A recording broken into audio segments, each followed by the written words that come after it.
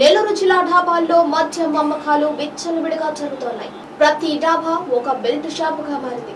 మద్యం బాబులు వీటినే కేంద్రంగా చేసుకుంటున్నారు.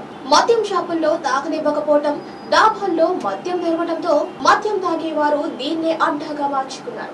వింజమూరు, జలదంకి, కలికిరి రహదారుల చుట్టుపక్కల ఉన్న డాబాల్లో 1-2 డాబాలు తప్ప మిగిలిన అన్ని డాబా సెంటర్లో బెల్ట్ షాపులుగా మారిపోయాయి. ఇక్కడున్న పోలీసు అధికారులు చూసి చూడనట్టు వ్యవహరిస్తున్నారు.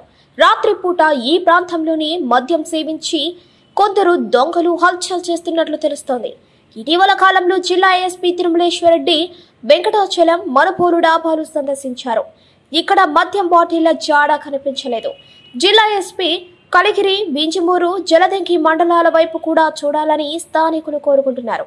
ఈ ప్రాంతాల్లో రాత్రిపూట మద్యం సేవించి వాహనాలు నడపటం వివిధ ప్రమాదాలకు కూడా గురవుతున్నట్టు ఇప్పటికైనా ఏసీబీ అధికారులు వీటిపై దృష్టి సారించాలని స్థానికులు కోరుకుంటున్నారు.